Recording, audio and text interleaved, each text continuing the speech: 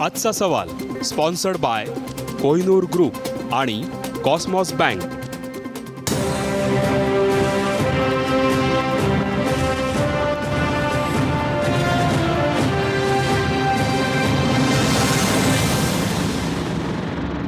नमस्कार, मी आशिष जाधव. आजचा सवालमध्ये तुमचं स्वागत आहे.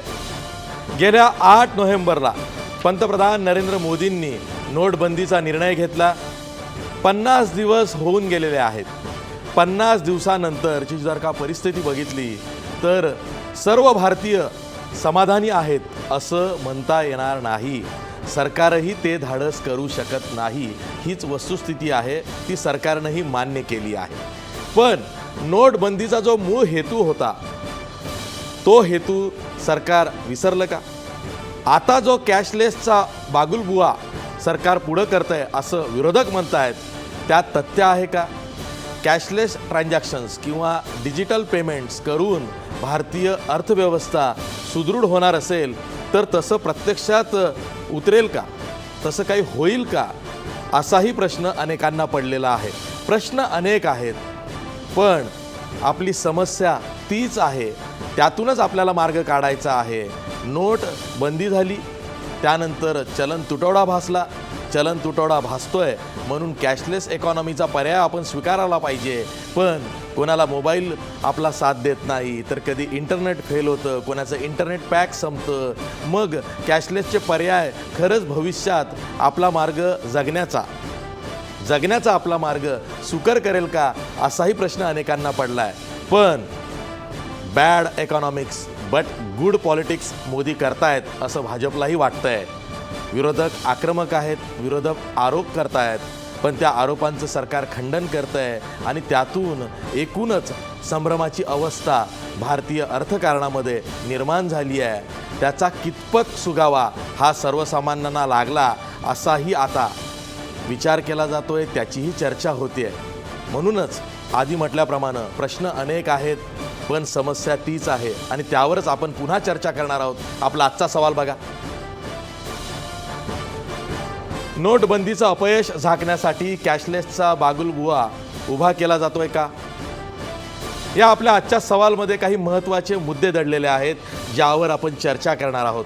मुद्दा क्रमांक 1, नोटबंदीनंतरच्या चलन तुटवड्याचा लोकांच्या आर्थिक व्यवहारांवर विपरीत परिणाम झालाय का? मुद्दा क्रमांक 2, कॅशलेसच्या लकी ड्रॉ योजनांमुळे सर्वसामान्यांचं समाधान होईल का? मुद्दा क्रमांक 3, भीम ॲपचा वापर सर्वत्र होण्याइतपत आपली सरकारी यंत्रणा किंवा आपली आर्थिक यंत्रणा सक्षम आहे का? मुद्दा क्रमांक 4 आणि शेवटचा मुद्दा, नोटबंदीचे दीर्घकालीन परिणाम देश हिताचे राहतील का? आज शॉर्ट टर्म गेन नसतील कदाचित, पण लॉंग टर्म गेन असू शकतील आणि त्या दृष्टीनं सरकार काम करतंय का किंवा करतंय असं अनेकांना वाटू शकतं, अनेकांना वाटतंही आहे. आपण या सर्व छोट्या मोठ्या महत्त्वाच्या मुद्द्यांवर चर्चा करणार आहोत. या चर्चेत सहभागी व्हायला आपल्या स्टुडिओत आहेत ज्येष्ठ पत्रकार, महाराष्ट्र टाइम्सचे वरिष्ठ सहाय्यक संपादक विजय चोरमारे. त्याचबरोबर आपल्यासोबत पुण्याहून आहेत भाजपचे ज्येष्ठ प्रवक्ते माधव भांडारी. आपल्यासोबत नागपूरहून आहेत काँग्रेसचे, अलीकडंच काँग्रेसमध्ये त्यांनी प्रवेश केला, ते प्रवक्ते अतुल लोंढे. आपल्यासोबत नाशिकवरनं आहेत कम्युनिस्ट नेते डॉक्टर DL कराड आणि आपल्यासोबत मुंबई अंधेरीहून आहेत सायबर एक्सपर्ट ॲडव्होकेट प्रशांत माळी. मी तुम्हा सर्वांचं या चर्चेत स्वागत करतो आणि थेट जातोय पुण्याला माधव भांडारी यांच्याकडं. माधव भांडारी, नोटबंदीचा निर्णय घेऊन आज 50 दिवस पूर्ण होत आहेत. सरकारनं ज्या हेतूनं हा निर्णय घेतला तो यशस्वी झालाय किंवा होतोय असं तुम्हाला वाटतं का?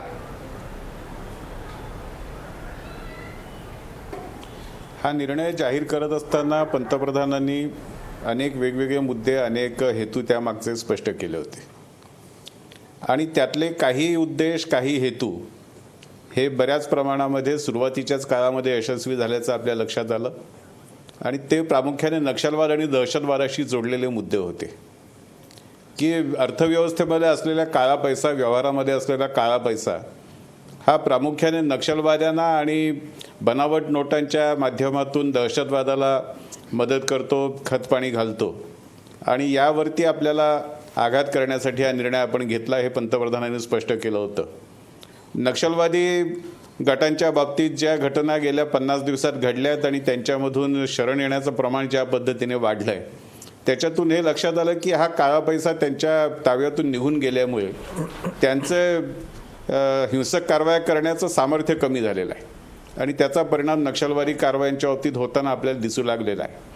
दहशतवादाच्या बाबतीत बऱ्याच प्रमाणात हे म्हणता येईल, विशेषतः काश्मीरमधली जी दगड मारण्याचा उद्योग होता, स्टोन पेल्टिंग इंडस्ट्री होती, ती पूर्णपणे या काळात बंद पडलेली आपल्याला बघायला मिळाली. त्यामुळे त्या क्षेत्रातले जे उद्देश होते ते काही प्रमाणात यशस्वी व्हायला सुरुवात झाली, हे आपल्याला दिसून आलेलं आहे. दुसरे मुद्दे त्यांनी स्पष्ट केले होते ते म्हणजे बनावट नोटांना आळा घालणं, बनावट नोटा व्यवहारामधून काढून घेणं आणि काळ्या पैशावरती आघात करणं. याही दोन्ही विषयांमध्ये यश आलेलं आहे, कारण ज्या पद्धतीने बँकांमध्ये नोटांचा भरणा केला गेला, तिथे ज्या बनावट नोटा समोर बँकेकडे आल्या, प्रत्येक ब्रँचमध्ये ज्या प्रमाणात नोटा आल्या त्या तिथल्या तिथे नष्ट केल्या गेल्या.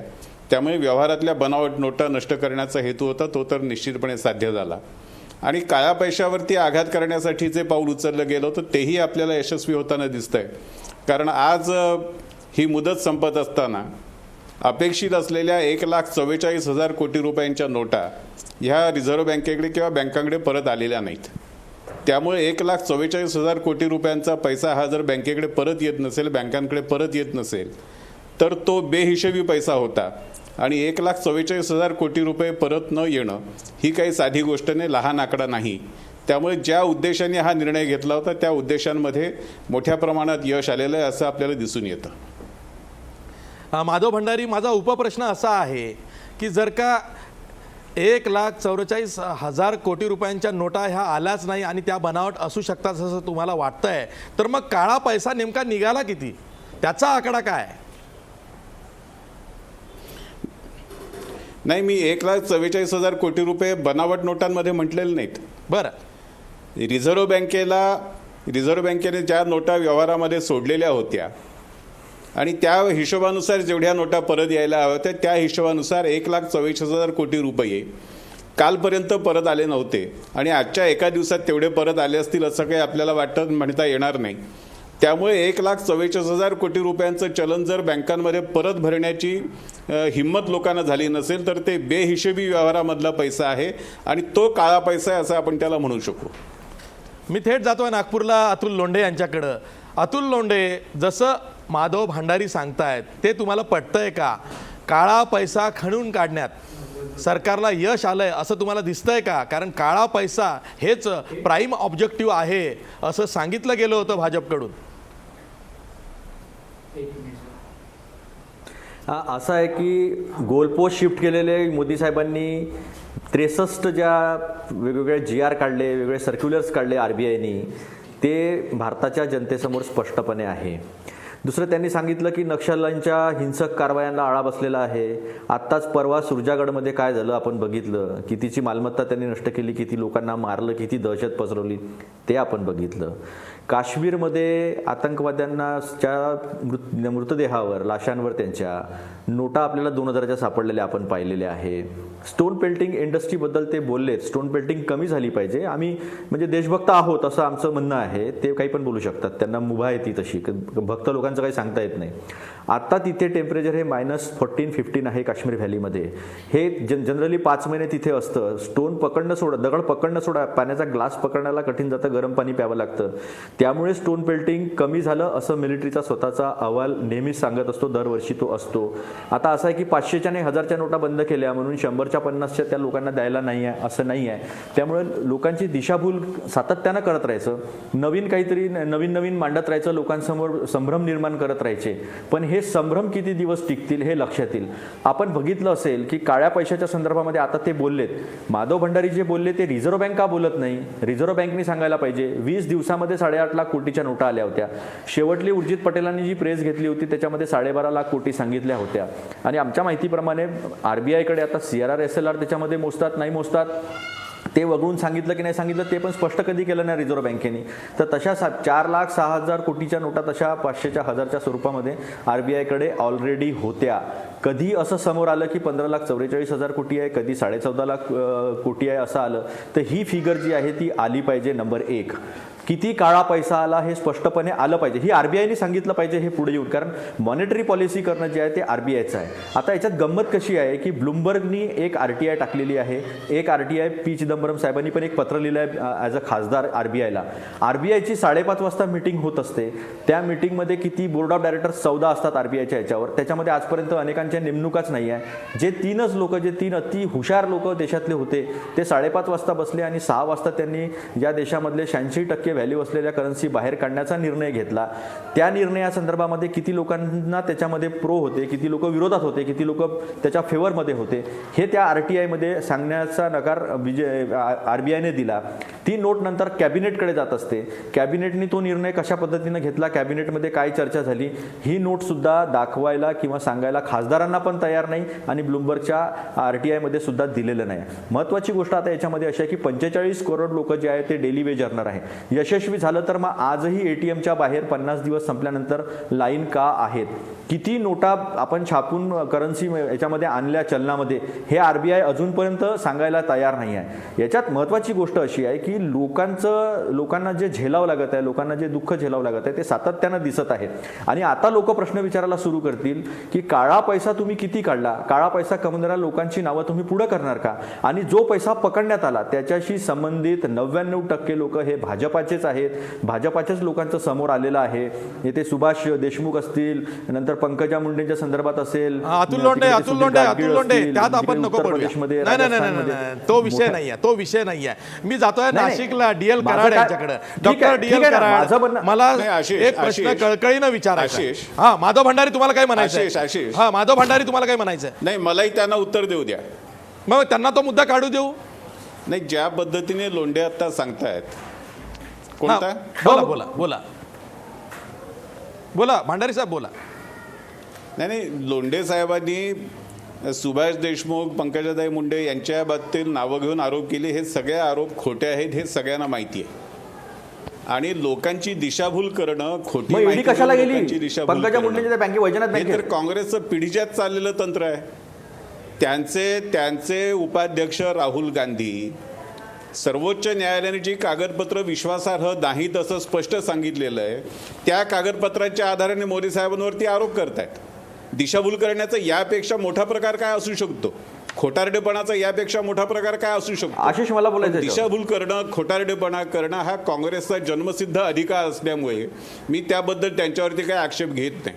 अतुल लोंढे उत्तर द्या. अतुल लोंढे उत्तर द्या. पंकजाताई मुंडेंबद्दल असेल त्याच्यावरती ज्या काही चौकशा चालू आहेत, असं आहे आशिष, या देशाचे प्रधानमंत्री, या देशाचे काँग्रेसने बोलावं. यांचं संपलं की पण बोलतो आता लोंढे साहेब ऐकून घ्या. आता जेव्हा राहुल गांधी खोटं बोलतात हे मी स्पष्टपणे दाखवलं, तेव्हा तुम्हाला ते ऐकून घेणं जमत नाही. पण राहुल गांधी खोटंच बोलतात. नाही, सांगतो ना मी बोलतो ना. नोटा छापण्याचं नाशिकला एक षडयंत्र उघडकीला आलं. त्याच्यामध्ये काँग्रेस आणि राष्ट्रवादी काँग्रेसचे लोक आहेत.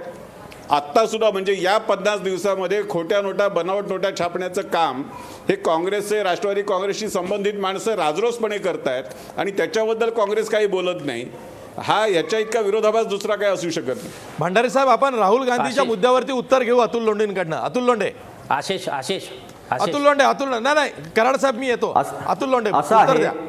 नाही, असं आहे आशिष, याच्यामध्ये की या देशाचे प्रधानमंत्री 56 इंच छाती असलेले संसदेसमोर जाऊन ते आरोप जे आहे त्याचं उत्तर द्यायला तयार नाही. आजपर्यंत ते बोलले नाही. हे सांगतात की सुप्रीम कोर्टाने सांगितलं की तुम्ही सबस्टॅन्शिएट करा. सबस्टॅन्शिएट करणं म्हणजे याची ज्या ट्रेल्स असतात त्या ट्रेल्सच्या संदर्भामध्ये अजून याच्यामध्ये माहिती घेणं गरजेचं आहे असं ते बोलले. आता हे जर संसदेसमोर येऊन बोलले असते तर संसदेमध्ये यांना खरं काय आणि खोटं काय ते सांगावं लागलं असतं. या देशाचे प्रधानमंत्री संसदेसमोर आले नाही. जे आरोप केले त्या संदर्भामध्ये बोलले नाही, जे प्रश्न विचारले त्याचे उत्तर देत नाहीत, प्रेस कॉन्फरन्सला समोर जाऊन कधी पत्रकारांची उत्तर देत नाहीत, हे फक्त मोनोलॉग मध्ये विश्वास ठेवतात। यांनी ज्या छबू नागरेचा आता रेफरन्स काढला नाशिकचा, त्याचा आमचा काही संबंध नाही आहे। जेव्हा लोकांना फक्त 2,000 रुपये काढण्याची परवानगी आहे, 4,000 रुपयावरून 2,000 रुपयावर आणता, तेव्हा 24,000 रुपये आठवड्याची मुदत आहे, ती 24,000 लोकांना मिळत नसताना कोट्यावधीच्या नोटा ज्या मिळतात त्याच्यामध्ये 37 लोक जे आहेत ते बीजेपीचे पकडल्या गेलेले आहे आणि ते स्पष्टपणे लोकांसमोर ऑन रेकॉर्ड आहे।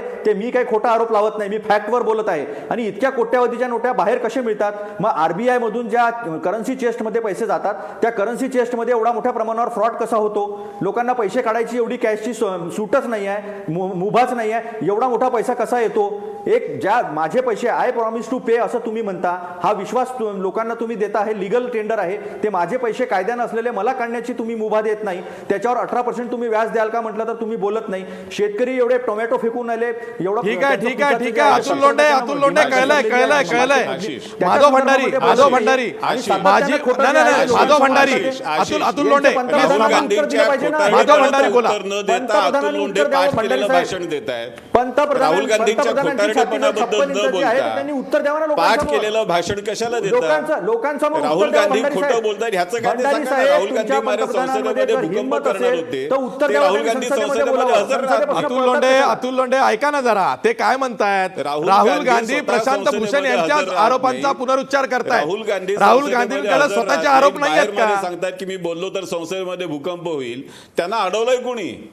संसदेमध्ये हजर राहून भूकंप घडवायला राहुल गांधीला कुणी अडवलेलं नाही। आशिष, ते का नाही गेले संसदेत? राहुल गांधींनी एकतर ऍडव्होकेट प्रशांत भूषण यांच्या कागदपत्रांचा आधार घेऊन ते आरोप केलेले आहेत, जे आरोप प्रशांत भूषण, अरविंद केजरीवाल यांनी केलेले होते। स्वतःचे आरोप राहुल गांधींकडे सध्या तरी दिसत नाहीयेत, दुसऱ्यांचे आरोप ते जाहीरपणे करतात। बोलतो आशिष, त्यांचा संपल्यावर बोलतो मी।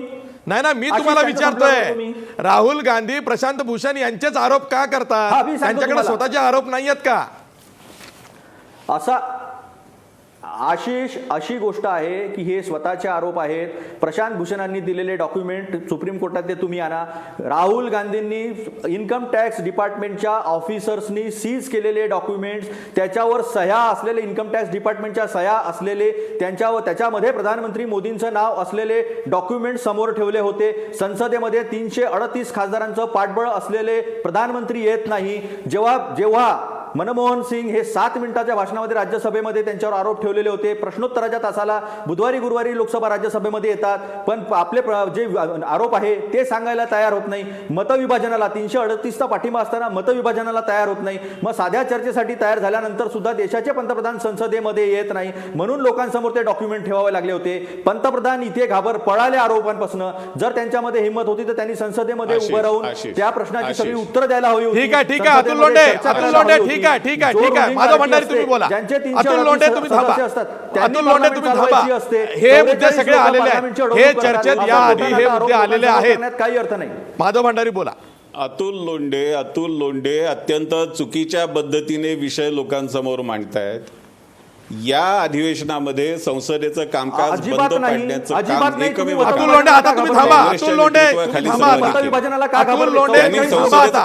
अतुल लोंढे मध्ये बोलू नका। आमच्याकडून सरकारकडून चर्चेची तयारी पुन्हा दाखवली गेली, पंतप्रधानांनी भाषण करण्याची तयारी दाखवली, पण यांना संसद चालू द्यायची नव्हती, कारण संसदेचं कामकाज जर चाललं तर अनेक आर्थिक सुधारणांची विधेयकं मंजूर होतील आणि त्याचा फायदा देशाच्या अर्थव्यवस्थेला होईल हे दिसत असल्यामुळे त्यांनी संसदेचं काम चालू दिलं नाही। त्यांना पंतप्रधानांवरच्या आरोपांची काय देणं घेणं नव्हतं आणि बाकी कशाशी देणं घेणं नव्हतं। देशाच्या आर्थिक व्यवस्थेला चालना देणारे सुधारणांची विधेयकं आपल्याला मंजूर करू द्यायची नाहीत, या रणनीतीमधून राहुल गांधींनी या वेळेचं संपूर्ण अधिवेशन हाणून पाडलं।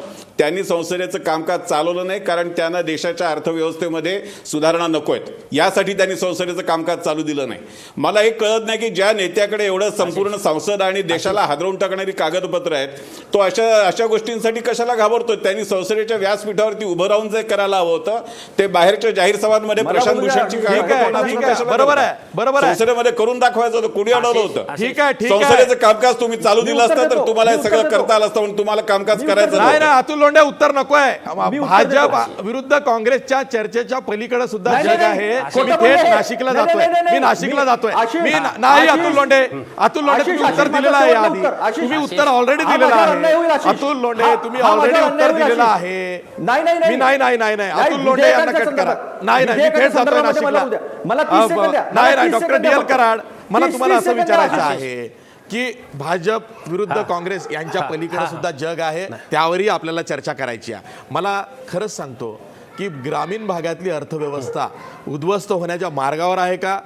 आणि जो शेतकरी 3 वर्ष सतत नापिकी झाल्यावरती त्याला थोडं बहुत चांगलं पीक आलंय, त्याच्या घरात आज पीक कापून ठेवण्यात आलेलं आहे, पण तो शेतमाल घ्यायला कोणी तयार नाही, त्या शेतकऱ्याकडे सरकार लक्ष का देत नाहीये? आणि येऊन जाऊन कॅशलेस पेमेंट किंवा कॅशलेस इकॉनॉमी, डिजिटल पेमेंट्स असं बोलतंय. आशिष जी, मला फक्त एक जी चर्चा चालू आहे त्या चर्चेच्या पद्धतीबद्दल थोडासा आक्षेप घ्यायचा आहे. मुख्यतः ही चर्चा जी आहे की अतुल लोंढे साहेब आणि माधव भंडारी साहेब ज्या पद्धतीने ही मांडणी करतात आहे, एकमेकावर आरोप केले जातात आहे आणि आरोप करत असताना संबंध चर्चेमध्ये गोंधळ केला जातो. आज लोक कशाची वाट बघतायत? पंतप्रधानांनी देशाच्या जनतेकडे भाषण करून असं म्हटलं होतं की मला 50 दिवस द्या, हे सगळं सुरळीत होईल आणि जर असं नाही झालं तर तुम्ही मला वाटेल ती शिक्षा द्या, अशा पद्धतीचं आवाहन पंतप्रधानांनी केलं होतं. या देशातल्या जनतेने त्यांच्यावर विश्वास ठेवला, लाईनमध्ये उभे राहिले, उपाशी तापाशी राहिले, नोकऱ्या गेल्या, लग्न मोडली, उपचारासाठी पैसा मिळाला नाही, ही सगळी परिस्थिती लोकांनी, या देशातल्या 125 कोटी लोकांनी सहन केली. ते आज लोकांची अपेक्षा अशी आहे की आज त्यांचा हा प्रश्न सुटणार की नाही. तुम्ही चर्चा सुरुवात करताना हे सांगितलं होतं की ह्या निर्णयाचा संबंध आपल्या समाजबनावर किंवा अर्थव्यवस्थेवर विपरीत परिणाम झालेला आहे का? मी आपल्याला सांगू इच्छितो, मी नाशिकमध्ये ग्रामीण भागामध्ये फिरतो, शहरामध्ये गोरगरीब कष्टकरी वस्त्यांमध्ये काम करतो. आपण लक्षात घ्या की मी इथलं एक गाव सांगतो तुम्हाला, ढकांबे नावाचं गाव आहे, ज्या शेतकऱ्याला मागच्या वर्षी टोमॅटोचे 12 लाख रुपये झाले होते, त्या शेतकऱ्याला यावर्षी 1.25 लाख रुपये मिळालेले आहेत. मी तुम्हाला प्रातिनिधिक उदाहरण सांगितलेलं आहे. शेतकऱ्यांची वाताहात झालेली आहे. मागच्या 3 वर्षामध्ये नापिकी होती, खरं म्हणजे दुष्काळ होता, यावेळेला पाऊस चांगला पडलेला होता, पिकं चांगली आलेली होती आणि शेतकऱ्यांना असं वाटलं होतं की आता आपल्याला 2 पैसे मिळतील. आमच्या देशाच्या पंतप्रधानांनी कुठलीही पूर्वतयारी न करता अशा पद्धतीचा निर्णय घेतला की या देशातल्या करोडो शेतकऱ्यांचं उत्पन्न 25% खालपर्यंत आणून टाकलं. शेतकरी उद्ध्वस्त झालेला आहे. तुम्ही कल्पना नाही करू शकत आहे. काँग्रेस आणि भाजपचे लोक एकमेकावर आरोप करतायत, त्यांना त्याच्यामध्ये पुरुषार्थ वाटतो. अरे लोकशाहीमध्ये या जनतेच्या दुःखाबद्दल, प्रश्नाबद्दल चर्चा अपेक्षित आहे, त्याच्याबद्दलची चर्चा करायची नाही, आरोप करत राहायचं, हे बंद झालं पाहिजे. आज शेतकऱ्यांना, ग्रामीण भागातल्या कारागिरांना, ग्रामीण भागातल्या लोकांना काम मिळत नाही आहे. मार्केट कमिट्या बंद पडलेल्या आहेत, ग्रामीण भागातले सगळे व्यवहार बंद पडलेले आहेत. ही ग्रामीण भागातली परिस्थिती आहे. मजूर जो स्थलांतरित झालेला आहे शहरामध्ये, तो संबंध स्थलांतरित झालेला मजूर गावाकडे निघून गेलेला आहे. आज दुकानं चालत नाही आहेत, मॉल्स चालत नाही आहेत, कारखान्यांच्या ऑर्डर्स 30-35% जास्त प्रमाणावर कमी झालेल्या आहेत. अनेक उद्योग, ऑटोमोबाईल उद्योग 10 दिवसापासून बंद आहेत. कंत्राटी कामगारांना काढून टाकलेलं आहे, हंगामी कामगारांना काढून टाकलेलं आहे. ट्रेनी अप्रेंटिस असलेले तरुण पोरं, डिप्लोमा झालेली मुलं जे काम करत होती त्यांना काढून टाकलेलं आहे. आणि ही संबंध दुरावस्था कशामुळे झाली? कुठलीही तयारी न करता जो नोटाबंदीचा निर्णय पंतप्रधानांनी जाहीर केला त्याच्यातनं याचे झालेले आहे. आरोप करायला खूप एकमेकावर आरोप करतील. राजकीय भाषणं, लोकसभेच्या निवडणुका, विधानसभेच्या निवडणुका, तिथं आरोप करा तुम्ही, परंतु हे जे काही जनतेच्या दुःखाबद्दलचं ह्या पद्धतीचं जे पॉलिटिक्स केलं जात आहे ते मला असं वाटतं की अत्यंत निषेधार्ह आहे. मुद्दा हा आहे की माधव भंडारी साहेब म्हणाले की काळा पैसा बाहेर काढ. मला 2 मिनिटं बोलू द्या. मी ह्या संबंध सगळा या चर्चेत तुमच्याकडे पुन्हा येणार आहे. Diehl Karad, doctor DL Karad, आपण पुन्हा या विषयावरती सविस्तर चर्चा करणार आहोत, पण ब्रेक घ्यायचा आहे. ब्रेकवर जाता जाता मी शेवटी विजय चोरमारे तुमच्याकडे येतो. 50 दिवस झाले, नोटबंदीचा निर्णय फसलाय, हाही तो प्रश्न तुम्हाला विचारायचा आहे. खरंच तो फसला आहे की नाही? आणि फसला असेल तर आता सरकारकडनं सर्वसामान्यांनी अपेक्षा काय करायची? 50 दिवस आज झालेत, त्यामुळं आत्ता या क्षणी हा निर्णय फसला आहे किंवा नाही असं ठोस विधान नाही करता येणार. पंतप्रधान म्हटले होते मला 50 दिवसांची मुदत द्या आपण 50 दिवस अजून आजच्या रात्रीपर्यंत, जसं त्यांनी 8 वाजता भाषण करून सांगितलं आज रात्री 12 वाजता सगळ्या तुमच्या नोटांचे कागद होतील, तसं आपण आणखी 4 तास वाट बघूया. म्हणजे आणखी 4 तास म्हणजे आता 3 तास वाट बघूया आणि 3 तासानंतर त्या निर्णयाचं उद्यापासून नीट मूल्यमापन करूया. कारण तोपर्यंत रिझर्व्ह बँक, मगाशी भंडारे साहेबांनी जी आकडेवारी सांगितली त्या तुलनेत रिझर्व्ह बँकेकडची अधिकृत आकडेवारी येईल. त्या व्यतिरिक्त अरुण जेटली काय आणि वेगळं स्टेटमेंट करतील, ते उद्या पंतप्रधान काही वेगळ्या घोषणा करतायत. मला वाटतं या सगळ्याचा नीट पंचनामा करण्यासाठी उद्याचं पंतप्रधानांचं भाषण होऊन द्यावं लागेल आणि त्यानंतर आपण त्याकडे विषय वळूया. मगाशी कराड साहेब बोलले त्या संदर्भात आपण तुमच्या या सेगमेंटनंतर त्या काही मुद्द्यांच्या अनुषंगाने अगदी पुढच्या बरोबर segment आहे. बोलूया. उद्या पंतप्रधानांचं देशाला उद्देशून जे भाषण आहे ते अनेक अर्थानं महत्त्वाचं आहे. एक तर 50 दिवसानंतर ते देशाशी संवाद साधणार आहेत. देशाला संबोधित करताना ते देशाला उद्देशून बोलणार आहेत. त्यामुळं पंतप्रधान नेमकं काय बोलतात त्यांच्या बोलण्याकडं सर्व जगाचं लक्ष आहे. कारण नोटबंदीचा निर्णय यामुळं देशातच नाही तर जगातही खळबळ माजलेली आहे की इतका धाडसी निर्णय पूर्वतयारी न करता जर का घेतला गेला असेल तर त्याचे जे वेगवेगळे पडसाद उमटत आहेत त्या पडसादांचा सुद्धा अभ्यास जागतिक स्तरावरती सुरू आहे. आज भलेही कोणी समोर येऊन फार काही सांगत नसेल, पण कदाचित पुढच्या काळामध्ये याच्या वेगवेगळे सिद्धांत, थेअरीज आपल्याला वाचायला मिळणार आहेत. चर्चा बरीच करायची आहे, पण एक ब्रेक घेत आहोत. ब्रेकवर जाता जाता आपला प्रश्न बघा. नोटबंदीचं अपयश झाकण्यासाठी कॅशलेसचा बागुलबुवा उभा केला जातोय का? 75% लोक म्हणतायत होय, कॅशलेसचा बागुलबुवा उभा केला जातोय. पुन्हा भेटूया ब्रेक नंतर.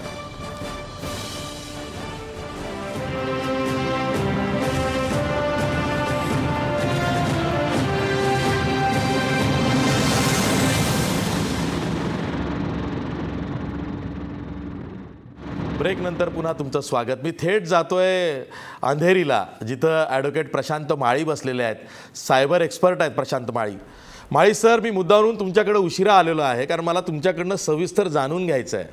जेव्हा भाजप सरकार आणि पंतप्रधान नरेंद्र मोदी स्वतः डिजिटल पेमेंट्स आणि कॅशलेस इकॉनॉमीचा आग्रह धरतायत, अशावेळी कॅशलेस इकॉनॉमीमध्ये जे पेमेंट्स डिजिटल होत आहेत ते सुरक्षित आहेत का, हा प्रश्न अनेकांच्या मनात येतोय. की ठीक आहे, पेटीएम असेल किंवा कोणतंही ई वॅलेट असेल, हे सुरक्षित आहेत का आणि यातून आणखीन काही धोके संभवतात का? बघा, डिजिटल वॅलेट जे आपल्याकडे लॉन्च झालं आणि ज्याचा वापर कॅशलेसचे मोठा इन्स्ट्रुमेंट म्हणून लोक करू लागले, त्याचा एक महत्त्वाचा मुद्दा म्हणजे त्याच्या आधी डिजिटल लिटरसीचा मोठा प्रोग्राम कुठल्याच सरकारने, आपल्या महाराष्ट्र सरकारने किंवा केंद्र सरकारने हाती नाही घेतला. ठीक आहे, तुम्हाला नव्हतं सांगायचं डिमॉनिटायझेशनबद्दल, ते ठीक होतं, पण डिजिटल लिटरसीचा कार्यक्रम म्हणजे एवढं मोठं कॅशलेस जर तुम्हाला इम्प्लिमेंट करायचं आहे, म्हणून डिजिटल वॅलेटच्या सिक्युरिटीबद्दल खूप प्रश्न उद्भवतात. मेन म्हणजे गोरगरीब जी जनता आहे त्यांना हा डिजिटल वॅलेट वापरायचं कसं, किंवा ह्याच्यामध्ये जर पैसे ट्रान्सफर झाले तर त्याच्यासाठी रिड्रेसल मेकॅनिझमच नाही. आज भारताची ही घटना आहे. भारतामध्ये जर तुम्हाला सायबर क्राईम खाली जर कॉम्पेन्सेशन मागायचं असेल तर तुम्हाला ॲड्ज्युडिकेटिंग ऑफिसरकडे जावं लागतं. तर भारतामधल्या 2-3 स्टेट व्यतिरिक्त कुठेच भारतामध्ये ॲड्ज्युडिकेटिंग ऑफिसरचं अस्तित्वच नाही आहे आणि आपल्या महाराष्ट्रातलं पण ते तितकं ॲक्टिव्ह नाही आहे. आणि महत्त्वाची दुसरी मुद्दा म्हणजे की सायबर अपिलेट ट्रायब्युनल, जिकडे हे सगळ्या केसेसचं अपील होतं, तिथे गेले 2011 पासून आजपर्यंत तिकडे जजच नाही आहे. तिथे जजची नियुक्ती न झाल्यामुळे अपील सगळे पेंडिंग पडून आहेत. तर माझं असं म्हणणं होतं की जर ह्या डिजिटल वॅलेट्सवाल्यांना आपण सांगितलं की ऑनलाईन रिड्रेसल मेकॅनिझम, 4 मेन्यू असतात पैसे ट्रान्सफर करायचे आणि पैसे घेण्याचे, तिथे एक मेन्यू जर तुमचे पैसे अडले किंवा पैसे नाही मिळाले, फ्रॉड झाला, तर तो त्यांना कंपल्सरी का नाही करण्यात आला, हा माझा महत्त्वाचा मुद्दा आहे. की जर तो कंपल्सरी करण्यात आला असता तर हे गोरगरिबांना कुठलं बटन दाबून आपल्याला रिड्रेसल मिळू शकतं, आपले पैसे मिळू शकतात, हे कळलं असतं. आता अजून थोडं डेंजर झालं आहे, कारण आता आपण हे ऑनलाईन जे ॲप नवीन लॉन्च होतो आहे आणि सगळे बायोमेट्रिक्स बेस्ड झालेलं आहे, त्याच्यामुळे सगळ्या जे गोरगरीब जनता आहे त्यांचे, मला असं वाटतं, माझं असं भाकीत आहे की हे जे बाकीचे जिकडे अशिक्षता आहे किंवा निरक्षरता आहे तिथे लोकांची अंगठे गायब होणं हा मोठा क्राईम होणार आहे, किंवा लोकांचे डोळे काढून घेण्याचे क्राईम पण होऊ शकतात, कारण ह्याच्यावरतीच तुमचं ऑथेंटिकेशन राहणार आहे. तर आपण माळीसाहेब जे माळीसाहेब लोकांना माळीसाहेब हा education मुद्दा न खूप देता, महत्वाचा म्हणजे आहे. cyber आता literacy. तुम्ही जे म्हणालात तो मुद्दा खूप महत्वाचा आहे. आज पंतप्रधानांनी ज्याचं उद्घाटन केलं त्या भीम ॲपमध्ये सुद्धा थंब इम्प्रेशन आहे. आणि जर का थंब इम्प्रेशन असेल तर उद्या लोकांचे अंगठे गायब होण्याचे प्रकार घडतील. म्हणजे हे ॲट्रॉसिटी सारखं झालंय. ॲट्रॉसिटीची केस जर का एखाद्याच्या अंगावरून काढायची असेल तर फिर्यादीला संपवा, असेही प्रकार उघडकीस आलेले आहेत. त्यामुळे हे त्याच्यासारखं झालंय. आता त्या जर ह्याला सिक्युअर अजून करायचं असेल तर आपल्याला त्याची पल्स रेट बघावी लागेल. तो माणूस खरोखर जिवंत आहे का? म्हणजे जर जगामध्ये असं सगळ्याकडे अनुभवण्यात आलं आहे की फक्त फिंगरप्रिंटच्या माध्यमातून जर तुम्ही मोठी सिक्युरिटीचं इम्प्लिमेंटेशन करताय तर मग तुम्हाला पल्स पण बघावी लागते की तो माणूस खरोखर जिवंत आहे की कोणाचं बोट आणून तिथे लावण्यात आले आणि मग त्याच्या व्यतिरिक्त खेळण्यात आले. तर खूप साऱ्या गोष्टी आहेत ह्याच्यामध्ये जे अजून क्राईम्स तुम्हाला बघायला मिळतील. मला असे केसेस पण आल्यात की त्या डिजिटल वॅलेटमध्ये पैसे काढताना लोकांचे निघतात, पण जेव्हा रिव्हर्स पैसे टाकायचे असतात त्याच्यामध्ये टाकताना ते घेतात, पण जेव्हा ते काढायचे असतात आपल्या बँकेमध्ये उलट ट्रान्सफर करायचे असतात तेव्हा ते व्यवस्थित होत नाही. दुसरी महत्त्वाची गोष्ट म्हणजे त्यांचा क्यू आर कोड जो स्कॅन करतात तो स्कॅन करून जे आपले जे किराणा मालाची मध्ये माणसं बसलेली असतात ते मग त्या मुलीचा नंबर ते आपल्या मोबाईलमध्ये सेव्ह करतात आणि मग तिच्या व्हॉट्सॲपच्या DPवर लाईक करतात वगैरे. असे सामाजिक गुन्हे पण बघण्यात आलेले आहेत. किंवा काही मंडळी 2 QR कोड ठेवतात आणि एक कंपनीच्या नावावरती म्हणजे एक दुकानाच्या नावावरती आणि एक स्वतःच्या नावावरती आणि दोन्हीकडे पैसे ट्रान्सफर करून घेत असतात. आणि कधी कधी कोण गरीब असेल तर त्याच्याकडनं 2दा पैसे ट्रान्सफर करून घेतात. तर ह्याच्यासाठी भरपूर लिटरसी आणणं सगळ्याकडे, त्याच्यासाठी बजेट करणं मेन म्हणजे महाराष्ट्र सरकार आणि भारत सरकारने डिजिटल लिटरसीसाठी मोठं बजेट करणं खूप गरजेचं आहे. एकदाच फक्त डिजी धन योजना जी आता चालू आहे किंवा जे पुरस्कार देण्याचे ते चांगलं आहे, पण ते फक्त एकदाच करून चालायचं नाही, फक्त दिल्लीलाच करून चालायचं नाही, ते पूर्ण भारतभर आणि खेड्यापाड्यात जाऊन आपल्या व्हर्नॅक्युलर लँग्वेजमध्ये ह्याचं एज्युकेशन झालं पाहिजे. म्हणजे मराठीत, हिंदीत, गुजरातीत जी वेगळी भाषा ज्यांना लोकांना कळेल. फक्तच इंग्लिशमध्ये होऊन हे चालायचं नाही, कारण भारतामध्ये एवढ्या लँग्वेजेस आहेत आणि त्या लँग्वेजेस वापर सगळेच जण करणार आहेत. त्याच्यामुळे ही दक्षता आणि ही आणणं डिजिटल वॅलेटमध्ये पण गरजेचं झालेलं आहे. माधव भंडारी, तुम्ही ऐकलं तर यावरती सविस्तर उत्तर हवं आहे. कारण एक तर असं भीम ॲप कॅशलेसचा आग्रह तुम्ही धरताय, कॅशलेसच्या आग्रहाच्या माध्यमातून तुम्ही म्हणताय की डिजिटल पेमेंट्स करा, त्यातनं कमिशनसुद्धा ती कंपनी घेते असंही पुढं आलेलं आहे. यातनं रोखीच्या व्यवहारांना आळा बसेल असं दिसत नाही आहे, उलट वेगवेगळे धोके संभवत आहेत.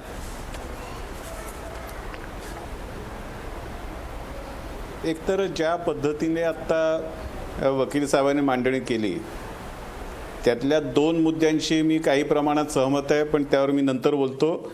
एका मुद्द्यावरती मात्र माझा अत्यंत तीव्र आक्षेप आहे आणि आशिष माझा तुमच्याही बोलण्याबद्दल त्या एका मुद्द्यापुरता आक्षेप आहे की या बायोमेट्रिक आणि डिजिटल आयडेंटिफिकेशनमधले अंगठे कापले जातील, डोळे काढून घेण्याचे गुन्हे वाढतील, अशा पद्धतीचं जे काही भाष्य वकील साहेबांनी केलं आणि तुम्ही त्याला दुजोरा दिलात, समाजाच्या मनामध्ये तुम्ही काय दहशत निर्माण करण्याचा प्रयत्न करताय का? मला कळत नाही. या पद्धतीने जर जबाबदार माणसं या पद्धतीने बोलायला लागली आणि या पद्धतीने जनतेची दिशाभूल करायला लागली, त्यांनी सांगितल्यावरती ती शक्यता तपासून घेणं हे काम नाही का? नाही, शक्यता नाही. या पद्धतीने गुन्हे वाढत जातील, सायबर अशा क्राईम तऱ्हेचं जवळून भाकीत बघतायत, करणं हे अत्यंत गैर आहे. माझा त्याला आक्षेप आहे. एक माझा आता मला बोलू द्या ना. आणि त्यांनी शक्यता उपस्थित केल्यावरती मी फक्त रेफरन्स दिला, तो अॅट्रॉसिटीचा रेफरन्स दिला. तसं होत नाही का राज्यात? सांगा मला. ज्या ठिकाणी बायोमेट्रिकसाठी अंगठा वापरावा लागतो तिथे नुसत्या अंगठ्याच्या रेषांनी होत नाही, त्याला टेम्परेचर सुद्धा असतं, टेम्परेचर सेन्सिंग असतं आणि टेम्परेचर सेन्सिंग शिवाय अंगठ्याचा निशाणीचा उपयोग होत नाही. ज्या वेळेला थंडीने हात गारठलेले असतात, सब झिरोच्या खाली जेव्हा आपण जातो हात गारठलेले असतात, अंगठ्याच्या निशाणीचा उपयोग होत नाही. हा अनुभव मी नुकताच घेऊन आलोय. त्यामुळे अंगठे कापले जातील, डोळे काढून घेतले जातील अशा तऱ्हेचा अपप्रचार करू नका मेहरबानी करून.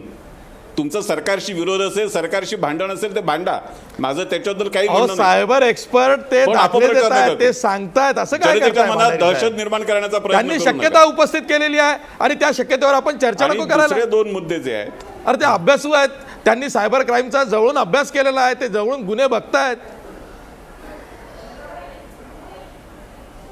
ते अभ्यासू आहेत, त्यांनी जवळून माहिती घेतली, अभ्यास केलाय, म्हणून मी त्यांच्या 2 मुद्द्यांशी सहमती दाखवली. आणि त्यावर तर मी बोलणार आहे, पण जिथे मी असहमत आहे तिथे मी माझं मत व्यक्त करू नये का?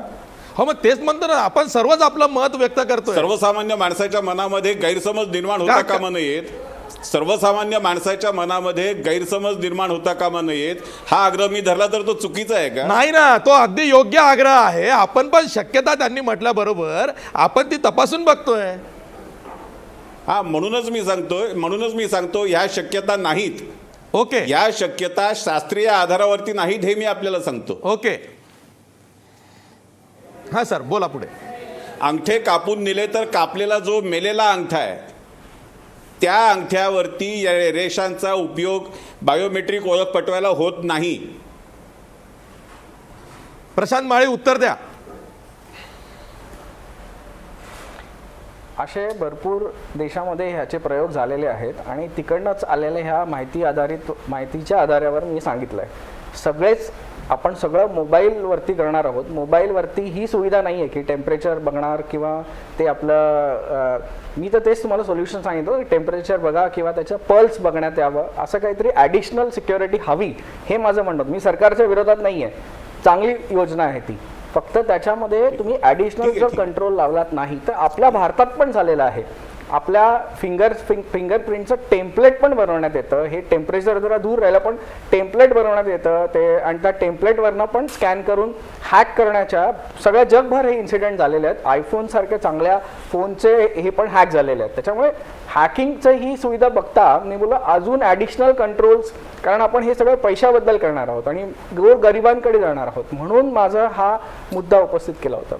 ठीक आहे अतुल लोंढे, मला तुम्हाला हा प्रश्न विचारायचा आहे की आज पंतप्रधानांनी जे ठीक भीम आहे, ॲप मला- काढलेलं आहे नाही, ते नाही, एक भीम सेकंड. ॲप सर्वत्र त्याचं चलन व्हावं, त्याचा वापर सर्वत्र व्हावा इतपत आपली यंत्रणा सक्षम आहे का? असं आहे नाही, मला, आशिष, की महत्त्वाची आशिष. गोष्ट अशी आहे की आपली गरज काय आहे. आम्ही कॅशलेसच्या हा भांडारी साहेब बोला. भांडारी साहेब बोला. अतुल एक मिनिट, भांडारी साहेबांना काय बोलायचं?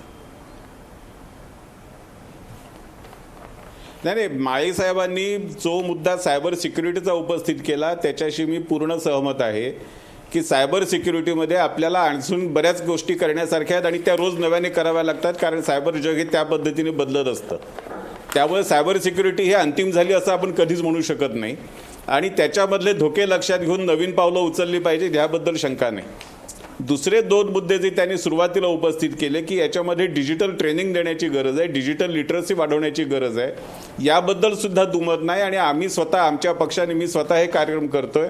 आम्ही महाराष्ट्रामध्ये गावोगाव जाऊन डिजिटल लिटरसीवरती कामं करतो. त्याच्यावरती आम्ही आमच्या कार्यकर्त्यांच्या कार्यशाळा चालू केल्यात आणि कार्यकर्त्यांनी गावोगाव जाऊन लोकांमध्ये जाऊन हे करावा हा प्रयत्न आम्ही सुरू केलेला आहे. राज्य सरकारने सुद्धा या क्षेत्रामध्ये स्वतःची ॲप्स डेव्हलप करणं आणि स्वतःचं डिजिटल वॉलेट तयार करणं हे राज्य सरकारने पुढाकार घेतला आहे. कॅशलेस इकॉनॉमी म्हणत असताना अरुण जेटलीने जे स्पष्ट केलं आहे की आपल्याला लेस कॅश इकॉनॉमी करायची आहे.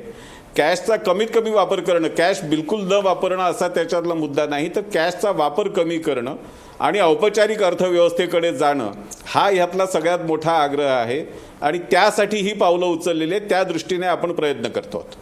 ठीक आहे अतुल लोंढे उत्तर द्या. नाही, महत्त्वाची गोष्ट याच्यामध्ये आहे की कॅशलेसच्या विरोधात आम्ही पण नाही आहे. कॅशलेस आपण कशासाठी जाणार, तर सगळे जे व्यवहार महत्त्वाच्या व्यवहारांमध्ये जो गैरवापर होतो, जो काळा पैसा निर्माण होतो, तो थांबवण्यासाठी आपण कॅशलेसकडे गेलं पाहिजे. मग कॅशलेसकडे जाण्याची गरज कोणत्या क्षेत्रामध्ये आहे?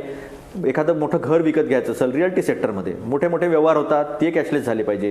ज्वेलरीच्या संदर्भामध्ये, डायमंड्सच्या पर्चेसिंगच्या संदर्भामध्ये हे जे मोठे मोठे व्यवहार आहे हे सगळे कॅशलेस झाले पाहिजे. याच्या संदर्भामध्ये दुमत असण्याचं काही कारण नाही. मी आपल्याला सांगतो की जगभरामध्ये जे कॅशलेस ट्रान्झॅक्शन होतात, कारण आपण अनेक देशांचे उदाहरणं देऊन त्या देशामध्ये असं आहे, त्या देशामध्ये तसं आहे, आपल्या देशामध्ये असं झालं तर असं होईल याची चर्चा करतो, म्हणून मी हा इथे उल्लेख करतो आहे. हा उल्लेख कशासाठी, तर बघा अमेरिकेमध्ये 46% कन्झ्युमर म्हणजे जे ग्राहकोपयोगी जे व्यवहार होतात ते 46% कॅशने होतात. जर्मनी सगळ्यात ॲडव्हान्स इकॉनॉमी आहे, तिथे 80% होतात. Austria 80%, Australia 60%, France 56%. असे जवळजवळ सगळ्याच देश जे आहेत त्या सगळ्याच देशांमध्ये अशा पद्धतीचे व्यवहार होत असतात. माझ्याकडे एक रिपोर्ट आहे आशिष, म्हणजे मी पूर्ण तयारीने चालवला या रिपोर्टचा. हा डिमॉनिटायझेशनचा रिपोर्ट जो आहे तो लवकर, impact on लवकर, economy. लवकर. हा रिपोर्ट फायनान्शियल इन्स्टिट्यूशनचा आहे. National institute of public finance and policy ही जी आहे ते रेव्हेन्यू डिपार्टमेंटचं आहे. त्यांचं सुद्धा या संदर्भामध्ये मी आपल्याला जे सांगतोय त्याच्या आधारावर सांगतोय. त्यांचा रिपोर्ट बाहेर झालेला आहे. हा गव्हर्नमेंटचा रिपोर्ट आहे. मला फक्त मगाशी आपण एक मुद्दा मांडू दिला आणि मी 15 सेकंदात मांडतो. यांनी लोकसभेमध्ये इन्कम टॅक्सच्या संदर्भातलं बिल आणलं, ते पास करण्यास आम्ही मदत केली. ते यांनी मनी बिल म्हणून आणलं, फायनान्स बिल म्हणून आणलं नाही. यांनी जीएसटी बिल ठेवलंच नाही. लोकांना ही दिशाभूल करतात. जीएसटीचे 3 बिल जे आहेत ते ठेवलेच नाही. पार्लमेंट समोर ते बिलच नाही आहे. स्टेटच्या फायनान्स मिनिस्टर समोर चर्चाच नाही आहे आणि त्याच्यामुळे ते बिल पास होण्याचा काही संबंध येत नाही. पंतप्रधान आले नाही हा आरोप नाही आहे, ही वस्तुस्थिती आहे. आम्हाला काही भांडणं करायची नाही. लोकांच्या त्रासाच्या संदर्भातली वस्तुस्थिती आम्ही सातत्यानं मांडली. म्हणून म्हटलं की आता आमच्यावर जे आरोप आहेत ते तुम्ही करा, त्याला काही हरकत नाही. पण आता 50 दिवस झालेले आहे. लोकांना त्यांची जी कॅश आहे, स्वतःची कॅश, ती स्वतःची कॅश काढण्याची मुभा उद्यापासून मिळणार आहे का? आज 50 दिवस संपले. ह्या ज्या सगळ्या मर्यादा, ह्या तुम्ही मर्यादा काढणार आहात का लोकांच्या याच्यावरून? आणि किती काळा पैसा आला, काळ्या पैशाचे जे अतुल लोंढे हेच प्रश्न आहे जे आपण 50 दिवसांपासून विचारतोय की लोकांचा जेवढा पैसा बँकेत आलेला आहे किंवा बँकेत आहे आणि त्यांना तो काढता येत नाही आहे. माधव भंडारी, खरंच ही जी मर्यादा लावलेली आहे ना, की सामान्य माणसाला रोज ATM मधून 2,500च्या वर काढता येणार नाही किंवा बँकेतून आठवड्याला 24,000च काढता येतील, यातनं काही रिलीफ मिळेल की नाही? माधव भंडारी कट झाले आहे, पण विजय चोरमारे हाच प्रश्न आहे की सामान्य माणसाला आपलेच पैसे बँकेतून आपल्याच खात्यातून हवे तेव्हा हवे तेवढे काढता येत नाही. बरं, गेली 50 दिवस आपण हीच वस्तुस्थिती बघतोय. बँकेत पैसे आहेत पण काढता येत नाही. त्यामुळं सामान्य माणूस प्रचंड प्रमाणावर त्रस्त झालेला आहे. मगाशी ज्यावेळी चर्चेची वेळ आली त्यावेळी मी कराड साहेब काही मुद्दे मांडत होते. मला वाटतं अतुल लोंढे आणि माधव भंडारी साहेब यांच्यातल्या वादापेक्षा त्या मुद्द्यांच्या अनुषंगाने जास्त चर्चा झाली तर जास्त महत्त्वाचं आहे. जर गेल्या 50 दिवसातलं आपण काही प्रमुख गोष्टी बघितल्या तर 100पेक्षा जास्त लोक बँकेच्या रांगेत किंवा या नोटबंदीच्या निर्णयानंतर दगावलेले आहेत. आणि हे सरकार त्या संदर्भात अत्यंत असंवेदनशील आहे. म्हणजे त्या संदर्भात मेलेल्या लोकांच्या, हरियाणाच्या मुख्यमंत्र्यांच्यापासून इथल्या एका खासदाराच्यापर्यंत अनेकांनी असंवेदनशीलतेने त्या संदर्भात वक्तव्य केले आहेत. तर ही अत्यंत गंभीर गोष्ट आहे. मला वाटतं देशातल्या एका माणसाचा जीवसुद्धा अत्यंत महत्त्वाचा असतो, पण 100पेक्षा जास्त माणसं या निर्णयाच्या, केवळ या निर्णयाच्या नंतर त्याच्या अनुषंगानं मेले आहेत. त्या संदर्भात यांनी जराही संवेदनशीलता दाखवलेली नाही. ही यातली सगळ्यात गंभीर गोष्ट आहे. यांनी सुरुवातीपासून शेतकऱ्यांची आणि खेड्यात पाड्यातल्या लोकांची प्रचंड प्रमाणावर अडवणूक केली, प्रचंड प्रमाणात पिळवणूक केली असं मला वाटतं. सुरुवातीला यांनी जिल्हा बँकांना पैसे दिले नाहीत. त्यावेळी अर्थमंत्री अरुण जेटली असं म्हणाले की जिल्हा बँका या काळा पैसा पांढरा करण्याच्या एजन्सी बनतील, म्हणून आम्ही पैसे जिल्हा बँकांना परवानगी दिली नाही. पण ते साफ खोटं होतं, कारण त्यावेळी त्यांच्याकडं करन्सी उपलब्ध नव्हती रिझर्व्ह बँकेकडं, आणि जी उपलब्ध होती ती करन्सी फक्त महानगरातून प्रामुख्याने वाटायची होती. कारण महानगरातून जर ती करन्सी पोचली असती, तोच पैसा खेड्यापाड्यापर्यंत सगळीकडे समान प्रमाणात वाटला असता, तर शहरात पैसा जी सुरुवातीला मुंबईसारख्या महानगरातून, मोठ्या मोठ्या महानगरातून पैसा, ज्यांनी सगळा पैसा इथं पुरवून सुद्धा प्रचंड प्रमाणावर रांगा लागल्या, लोकांच्यात असंतोष होता, तो जर त्यातला हिस्सा ग्रामीण भागात गेला असता तर इथं प्रचंड हव्याक झाला असता. आणि प्रसारमाध्यमात काम करून असून सुद्धा आपण दोष मान्य करायला पाहिजे. आपण खेड्यापाड्याच्याकडे लांबच्या अशा आडरानात खूप उशिरा पोचतो. तिथं 8-10 दिवस माणसांचं काय झालं हे प्रसारमाध्यमांनी बघितलं सुद्धा नाही. आपण सगळे इथं मुंबईच्या अमक्या भागात रांगा लागल्या, पुण्यातल्या लोकांना पैसे मिळत नाही याच्या चर्चा करत राहिलो. आणि या संदर्भात भारतीय जनता पक्ष ते लोक कुणीही ग्रामीण भागातल्या लोकांच्या संदर्भात बोलत नाहीत. शेतकऱ्यांच्या मागासपासून आपण चर्चा करतोय, शेतकऱ्यांच्या विषयाची, शेतकऱ्यांच्या प्रश्नांची. लोकांना 1 रुपया किलोनं टोमॅटो विकायला लागला आणि 1.5 रुपये किलोनं कांदे विकायला लागले. अत्यंत हलाखीत दिवस लागले. सगळ्यात गंभीर प्रश्न आहे तो आजच्या घडीचा, तो जो कष्टकरी वर्ग आहे, जो हातावर पोट असणारा कामगार आहे, त्याचे जे हाल चालले ते कुणाच्याही रेकॉर्डवर आलेले नाहीत. ही सगळ्यात गंभीर गोष्ट आहे. ही असंघटित आहे. आणि हा या ह्याच्यातला जो होकल नाही, ज्याला कुठलंही शब्द नाहीत, असा हा कामगार आहे. आणि तो कामगार आज, तो मनुष्य, सामान्य मनुष्य आज या देशातला प्रचंड हलाखीचं जगतोय. हे मला वाटतं या संदर्भात सुद्धा या सरकारकडं किंवा विरोधकांच्याकडं सुद्धा संवेदनशीलता नाही. सगळे लोक या प्रश्नांच्याकडे केवळ राजकारण म्हणून बघतायत. आणि सामान्य माणूस, तळागाळातला जो माणूस या नोटबंदीमुळे अत्यंत हलाखीची परिस्थिती जगतोय, त्याच्या संदर्भात कोणी बोलत नाही. खरंच उद्या पंतप्रधान जेव्हा देशाला संबोधित करणार आहेत आणि देशाला उद्देशून बोलताना ते सर्वसामान्यांची जी परिस्थिती किंवा जे हाल आज होत आहेत त्यावर काय बोलतात याकडं सर्वांचं लक्ष आहे. कारण आता जसं तुम्ही म्हणालात की प्रसारमाध्यमही कमी पडत आहेत सर्वकडं पोहोचायला, आणि खास करून टी व्ही मीडिया हा त्याचे कॅमेरे सगळीकडं पोहोचू शकत नाही, काही मर्यादासुद्धा आहेत. पण ग्रामीण भागातली परिस्थिती खूप हलाखीची आहे, ते नाकारून चालणार नाही. आणि यासाठीच मला कधी असं वाटतं की संसदेमध्ये खास करून लोकसभेमध्ये जर का चर्चा झाली असती ना तर हे प्रश्न सगळे तिथे आले असते. सरकारने उत्तर दिलं नाही हा भाग वेगळा, किंवा सरकारची ती द्यायची इच्छा होती किंवा नाही हाही भाग वेगळा, पण floor of the house, on record of the house हे प्रश्न आले असते. ते लोकसभेत आपल्याला दिसलं नाही आहे. म्हणूनच उद्या पंतप्रधान काय बोलतात याकडे सर्वांचं लक्ष आहे. आपण याच मुद्द्यावरती पुढच्या सेगमेंटमध्ये चर्चा करणार आहोत. पण ब्रेकवर जाता आपला प्रश्न बघा. नोटबंदीचं अपयश झाकण्यासाठी कॅशलेसचा बागुलबुवा उभा केला जातोय का? 82% लोक म्हणतायत होय, कॅशलेसचा मॉन्स्टर म्हणजे बागुलबुवा हा सरकारकडून उभा केला जातोय. पुन्हा भेटूया ब्रेकनंतर.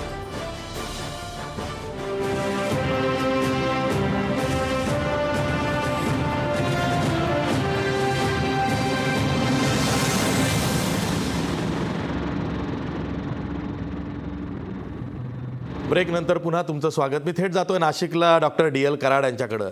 डॉक्टर DL कराड, असंघटित क्षेत्र जे आहे ज्याचं कुठेही रेकॉर्ड नाही आहे, जिथं सगळे व्यवहार हे रोखीनं होतात, मग तो शेतकरी असू दे, मजूर असू दे की नाका कामगार असू दे, यांचे खूप हाल होत आहेत. म्हणजे आता मी तुम्हाला खरंच सांगतो की काय होतं, व्हॉईस जो येतो ना शेतकरी नेत्यांचा तो सदन पट्ट्यातून, नाशिक, पश्चिम महाराष्ट्रातून येतो आहे.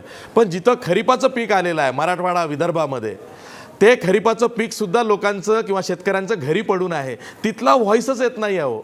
आणि मग प्रसारमाध्यमांना दोष दिला जातोय की शेतकऱ्यांच्या हाल तुम्ही बघत नाही आहात का, आणि त्याविषयी तुम्ही आवाज उठवत नाही आहात का? खरी गोष्ट आहे जाधव साहेब, हे तुम्ही सांगताय ते वस्तुस्थिती आहे. तुम्ही इथं चर्चेमध्येच बघा ना की काँग्रेस आणि भाजपच्या नेत्यांचा ज्या पद्धतीनं आवाज मोठा इथं सगळ्यांना ऐकायला मिळतो, तसा कष्टकरी लोकांचं प्रतिनिधित्व करणाऱ्या लोकांचा आवाज कुठे जातोय. परंतु एक गोष्ट आहे, तुम्ही म्हणता तो मुद्दा तोच मला पुढे घेऊन जायचा आहे की आज ग्रामीण भागामध्ये, विशेषतः दुष्काळ प्रवण असलेल्या भागामध्ये जे पिकं आलेली आहेत, 12 महिन्यातनं एक पीक येतं हो, आणि ते पीक ज्यावेळेला बाजारामध्ये घेऊन जाण्याची वेळ येते त्याच वेळेला नोटाबंदीमुळे त्याच्यावर जो आघात होतो, तुम्ही कल्पना करू शकता किती गंभीर परिस्थिती आहे. मी तुम्हाला पुढची गोष्ट सांगेन.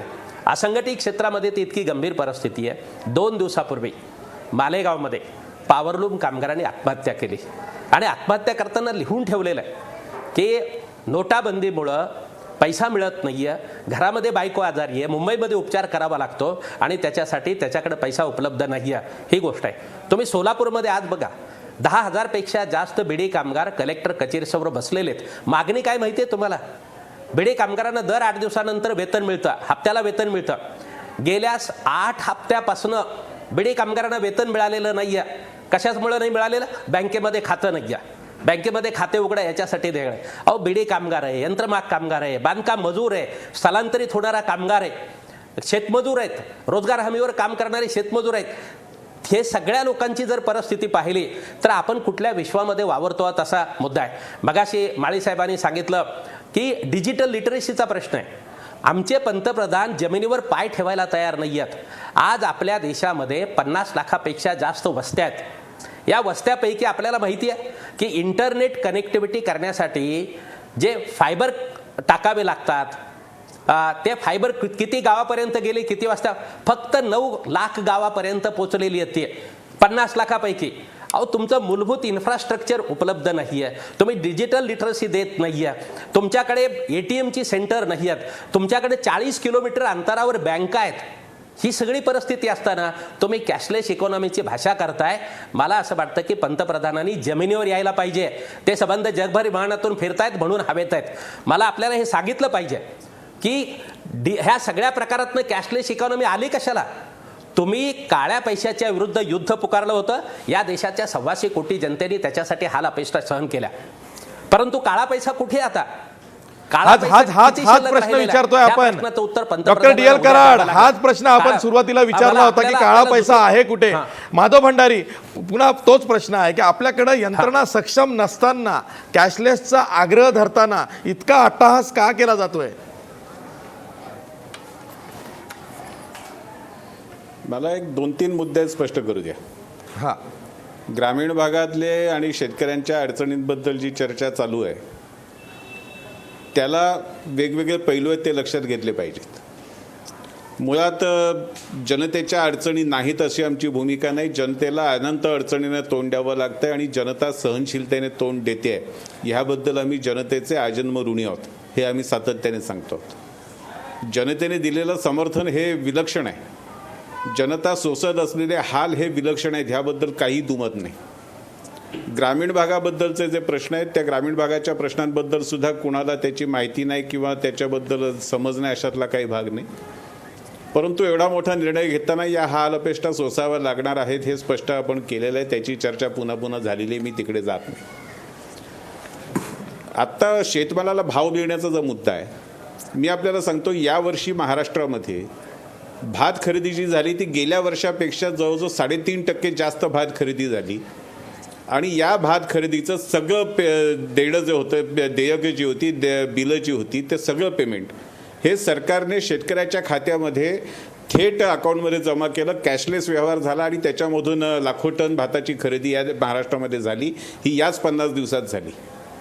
त्यामुळे या पद्धतीचे व्यवहार होत नाहीत, करता येत नाहीत असं मानण्याचं काही कारण नाही.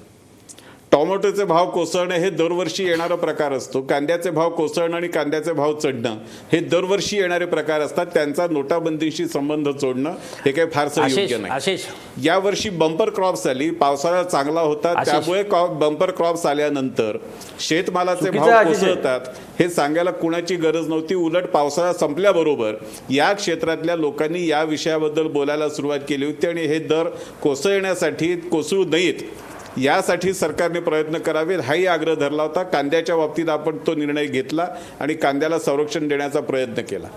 त्यामुळे सरकार म्हणून शेतकऱ्याला मदत करणं, ग्रामीण भागातल्या आणि शहरी भागातल्या जनतेला मदत करणं, यासाठी जे जे करता येईल. कामगारांचा, असुरक्षित कामगारांचा प्रश्न कराड साहेबांनी उपस्थित केला. कराड साहेब, आपण थोडी माहिती घ्या. गेल्या 25-30 दिवसामध्ये केंद्रातल्या कामगार मंत्रालयाने 15 लाखापेक्षा जास्त असंघटित कामगारांचे अकाउंट्स उघडून त्यांच्यामध्ये पेमेंट द्यायची व्यवस्था केली. आपण ह्याच्यासाठी ड्राईव्ह चालवतो. असंघटित कामगाराचं बँक अकाउंट असू नये असं कुठे सांगितलं आहे? स्थलांतर करणाऱ्या कामगाराचं अकाउंट असू नये असं कुणी सांगितलं आहे? आणि 40 किलोमीटरमध्ये बँक नाही आहे म्हणून आपण 2 गावांमध्ये असलेल्या पोस्ट ऑफिसमध्ये सुद्धा बँकिंग व्यवस्था चालू केली. खेड्यापाड्यामध्ये पोचलेल्या पोस्टाला बँकेचा दर्जा दिला. त्याच्यातून आज बँकांचे व्यवहार चालू आहेत. आणि जर आपण ग्रामीण भागामध्ये फिरलो आणि नकारात्मक दृष्टी बाजूला ठेवून फिरलो तर काय चालू आहे तेही आपल्याला बघायला मिळेल. प्रसारमाध्यमांमधल्या एका वर्गाने एक विशिष्ट भूमिका स्वीकारली आणि त्याच पद्धतीने ते बोलत राहिलेत म्हणून ते याच्यामध्ये अडकून आहेत. पण मला एक नवल वाटतं, याच काळामध्ये काळ्या पैशाबद्दल आपण एवढं बोलतो, याच काळामध्ये गेल्या 2-3 दिवसात NDTVच्या एका वरिष्ठ पत्रकाराने आपण $150 मिलियन मनी लॉन्ड्रिंग केलं हे मान्य केलं. सर तो मुद्दा वेगळा आहे. प्लीज, आता तुम्ही काय म्हणालात की ग्रामीण भागातलं काही झालंही असेल कमी जास्त तर तुम्ही नकारात्मक दृष्टीने बघू नका. वर्स्ट सफरर कोण आहे या सर्वांमध्ये? भंडारी साहेब माफ करा, भंडारी साहेब माफ करा. नोटबंदीचा सर्वात वाईट इफेक्ट, नोटबंदीचा सर्वात जास्त फटका कोणाला बसला असेल तर तो शेतकऱ्यांना बसला. आणि त्यांच्या बाबतीत जर का बोलायचं असेल तर त्यांना सुविधा दिली पाहिजे. शेतमालाचे भाव आज पडले, विकायचं म्हटलं तरी भाव मिळत नाहीये, विकायचं म्हटलं तरी भाव मिळत नाही. मग याला सरकारला जाब विचारायला नको? आशिष, मला मी शेतमालाच्या भावाबद्दलही सांगितलं. आशिष, नाही, ज्या गोष्टींबद्दल मी सांगतोय, मी तुम्हाला सांगत, मी असं कुठेच म्हटलं नाही की आम्ही सगळं परिपूर्ण केलेलं आहे. मग ज्या नकारात्मक काही भावना त्रुटी कशी आहेत, काय? त्या मी त्रुटी लोकांची नाकारलेल्या व्यथा नाहीत. सांगणं ही नकारात्मक पण भावना कशी त्याचबरोबर काय? ते दुरुस्त किंवा करण्यासाठी आम्ही जे नकारात्मक प्रयत्न करतो मानसिकता कशी त्याची सुद्धा काय? दखल घेतली गेली पाहिजे आणि त्याचबरोबर काळ्या पैशाच्या क्षेत्रात जे खरंच चाललंय त्याच्याकडे लक्ष दिलं पाहिजे. मग काळा पैसा पण हा काळ्या जणू पैशाच्या काही विषयात देशासमोरची चाललंय एकमेव त्याच्यावरती समस्या पूर्ण पांघरून आहे. अशा घालण्याचं पद्धतीने काम ते का प्रोजेक्ट केलं होत जातं? असेल आणि लोकांचे हाल जर का नाही, मोजायला काळ्या सरकार पैशाच्या तयार वरती नसेल पांघरून तर घालण्याचं जाब काम विचारू केलं नये. का केलं आशिष, जातं? मला बोलायचं. $150 मिलियन मनी लॉन्ड्रिंग करणाऱ्या माणसावरती पांघरून का घातलं जातं? म्हणजे आम्ही कुठे घातलं? आम्ही लोकांचे प्रश्न मांडतो, इथं आपल्या लोकांचा प्रश्न चाललेला आहे. अतुल लोंढे बोला. नाही नाही, हा का $150 आशिष. मिलियन मनी लॉन्ड्रिंग नाही, मी करणं हा आता- लोकांचा अहो, शेतकऱ्यांचे प्रश्न महत्वाचे नाहीत का? आपल्या- आता तुम्ही काय म्हणाला, शेतकऱ्यांचे प्रश्न महत्वाचे नाहीत का? आपल्या $150 मिलियन म्हणजे काय आशिष- झालं? ह्या देशातले आशिष, मला $150 बोलू दे. मिलियन हे काय कोणाच्या एका माणसाचे आशिष, होते मला का? बोलू दे. तो जॉब आपण त्यांना विचारूया ना नंतर, पण आज आणि हे आपण एक प्रकरण निघालं, सर्वसामान्यांविषयी आणखी अशी बोलतोय. किती प्रकरण आहेत? तो आज आपण सर्वसामान्यांविषयी बोलतोय आणि नोटबंदीचा सर्वात जास्त फटका शेतकऱ्यांना बसला नाही का? तुम्ही सांगा हो, पण मला. सर्वसामान्यांविषयी बोलताना सुद्धा मी सर्वसामान्यांच्याच प्रश्नांबद्दल बोलतोय. मला बोलू द्या पण आशिष. सर्वसामान्यांशी जोडलेल्या प्रश्नांकडे सुद्धा आपण एकाच बरं, विशिष्ट तुम्हाला प्रश्नाबद्दल उत्तर देत आहे बोलतो. काँग्रेस, उत्तर देत आहे काँग्रेस, उत्तर देत आहे. अतुल लोंढे बोला. याच काळामध्ये गेल्या वर्षापेक्षा 3.5% जास्त भात खरेदी राज्य सरकारने कळमना- केली आणि सगळ्या शेतकऱ्यांना पूर्ण पैसा बँकेतून नाही दिला. हो, ही खरीपाचा बातमी का शेतमाल नाही त्याच्या झाली? घरात पडून आहे, कोरडभाऊ शेतकऱ्याचा, तो उचलायला कोणी तयार नाहीये, सरकार बघायला तयार नाहीये, तरी जाब अहो, मी विचारू नये तुम्हाला का? राज्य सरकारची अधिकृत आकडेवारी मला बोलू दे, देतो, आशिष. पणन मंडळाची अधिकृत आकडेवारी देतोय. अतुल मला लोंढे बोलू बोला दे, लवकर. अतुल लोंढे. आशिष, मी सांगतो आपल्याला कळमना मार्केटची परिस्थिती सांगतो, जिथे धान पण येतं, जिथे संत्रा पण येतो, जिथे मोसंबी पण येते, जिथे वांगी पण येतात, जिथे पालक पण येते, जिथे टोमॅटो पण येतो, जिथे कोबी पण येतो, जिथे मिरची पण येते. मी तिथे 9 तारखेला गेलो होतो, त्याच्यानंतर 12 तारखेला गेलो, 15 तारखेला गेलो. मी आपल्याला सांगतो, मागच्या वर्षी संत्र्याचं पीक हे झाडावर पडून राहिलं, कारण की वाहतुकीला सुद्धा परवडत नव्हतं. तशा परिस्थितीत यावेळेस चांगलं पीक आलं. 35,000 रुपये टन संत्र्याला भेटत होता हा 8 तारखेपर्यंत. 12 तारखेची परिस्थिती अशी होती की ती 15,000 ते 18,000 पर्यंत खाली आली. संत्र काढून तिथे आणणं सुद्धा बंद झालेलं आहे किंवा फेकून देण्याचे प्रकार झाले. मोसंबी 45,000 रुपये टन होती, ती 21,000 ते 22,000 रुपये टन पर्यंत आली. हा नोटाबंदीचा इम्पॅक्ट होता. वांगे 30 रुपये किलो होते, ते 5 ते 6 रुपये किलो आले. टोमॅटो काही लोकांनी नांगर फिरवला शेतीमधला, वृत्तपत्रामध्ये याच्या बातम्या आलेल्या नाही आहे असं नाही आहे. 70% भाव शेतमालाचे पडलेले आहे. कळमना मार्केटच्या मध्ये जाऊन बघा, तुम्ही हिंगण्याला जाऊन बघा, भंडाऱ्याला जाऊन बघा, एपीएमसी. ठीक आहे अतुल लोंढे, ठीक आहे अतुल लोंढे, तुम्ही माहिती चांगली दिली आहे. अतुल लोंढे माहिती चांगली दिली आहे. Diehl Karad last comment. Ashish, हां, हे बघा, मला मुद्दा काय की आमच्या देशाच्या पंतप्रधानांनी एक मोठा निर्णय घेतला. भंडारी साहेब म्हटल्याप्रमाणे मोठा निर्णय झाला, परंतु ह्या निर्णयाचा त्रास कोणाला झाला? या देशातल्या 90% लोकांना हा त्रास झालेला आहे. मोठ्या लोकांना काय त्रास झालेला आहे? पैसेवाल्या लोकांना काय त्रास झालेला आहे?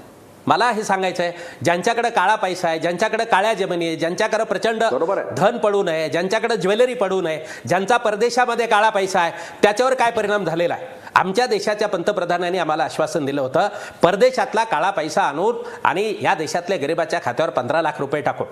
ते आश्वासन दिलं सोडून आमच्या देशाच्या पंतप्रधानांनी आम्हाला आश्वासन दिलं होतं, दरवर्षी 2 कोटी लोकांचा रोजगार निर्माण करू. काय झालं त्याचं? काळ्या पैशात मला सांगू द्या की आमच्या देशाच्या पंतप्रधान शेतकऱ्यांना काय आश्वासन दिलं होतं की उत्पादन खर्चावर 50% नफा मिळेल, अशा पद्धतीने सगळी व्यवस्था करू. काय झालं त्या आश्वासनाचं?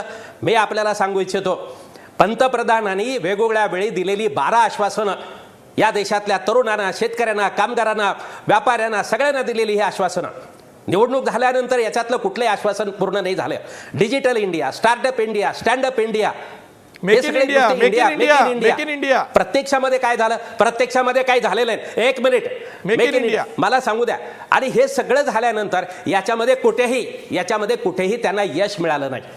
वस्तुस्थिती आहे की रोजगार निर्माण होत नाहीये, शेतकऱ्याच्या शेतीमालाला भाव मिळत नाहीये, दारिद्र्य वाढत चाललेलं आहे, लोकांचे हाल होत आहेत. आणि हे अपयश झाकण्यासाठी नोटाबंदीचा विषय आणला. नोटाबंदीचा अपयश झाकण्यासाठी कॅशलेस सारखा सेन्सलेस आणि केअरलेस डिसिजन या पंतप्रधानांनी घेतला आणि त्याच्यातनं हा प्रश्न निर्माण झालेला आहे. माझा मुद्दा असा आहे, या देशाची जनता या देशाच्या विकासासाठी मेहनत करते, त्याग करायला तयार आहेत, सैनिक मरतात आहेत, लोक कष्ट करतात आहेत. कशासाठी?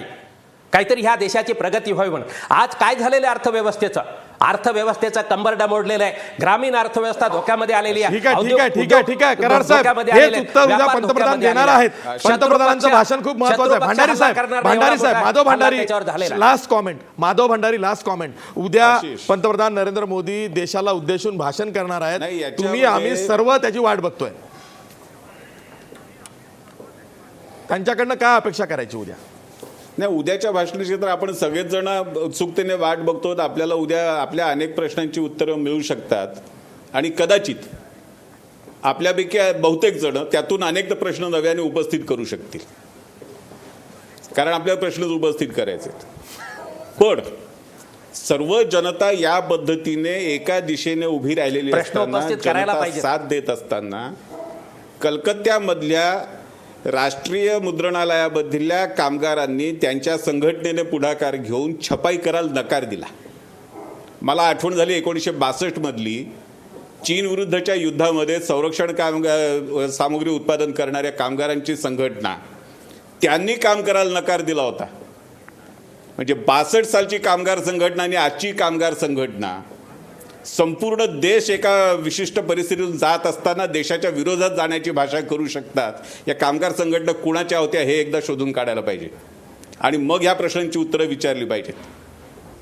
त्यामुळे अडचणी आपल्या समोर आहेत. आशिष, त्या अडचणींमधून मार्ग काढण्यासाठी सरकार कटिबद्ध आहे. भंडारी साहेब, आणि मला तुमचा जनतेला प्रश्न साथ- कळलेला आहे जनता आणि मला साथ उत्तर देते, कराड कारण या साहेबांकडनं पाहिजे. काळामध्ये आशिष, डी एल कराड, जसं आता माधव भंडारी म्हणाले त्यांच्या तीन- प्रश्नाला उत्तर तीन द्या. हे केल्या, तीन डी एल पाहण्या कराड, केल्या. माधव भंडारी यांनी त्या एक तीन प्रश्न पाहण्यांनी- उपस्थित केलेला अशा आहे, तीन तो पाहण्यांनी इतिहासातला आहे, 76% पण त्याचं उत्तर तुम्ही द्या. 76% कम्युनिस्ट नेते म्हणून त्याचं उत्तर द्या. डी एल कराड, या सगळ्या कारवाईला पाठिंबा दिलेला हो आहे. हो, नाही नाही, नक्की नक्की कम्युनिस्टांच्या नक्की. प्रश्नांना नक्की. हे बघा,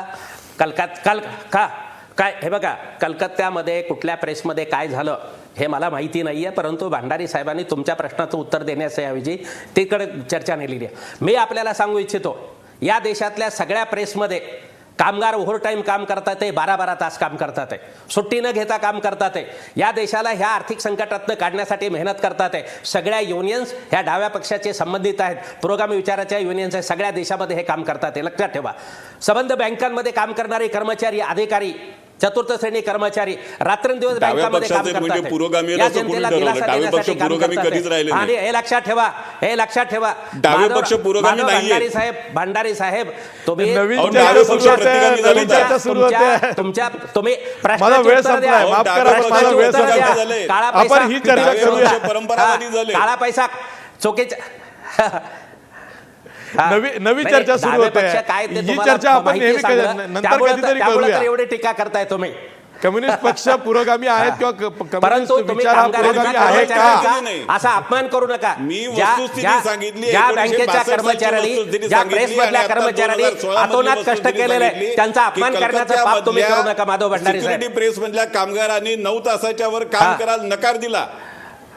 हजारो कर्मचारी ही काम वस्तुस्थिती सांगितली, मी करतायत. आरोप हजारो काय केला? कर्मचारी काम करतायत, रात्रंदिवस आणि हे काम काय पुरोगामी पाऊल आहे काय? करतायत. मंत्र्यांनी, अरुण जेटली साहेबांनी त्यांचं कौतुक केलेलं आहे, हे लक्षात ठेवा. आम्ही देशाच्या तुम्हाला परिस्थितीनुसार टीका काम करायला आणि करणार उत्तर द्यायला काही नाही. हे नाहीये. कामगार त्यामुळे संघटनांनी त्यामुळे सांगणं तुम्ही हे पुरोगामीपणा सगळ्या गोष्टी कोणी काढताय. ठरवला? हा.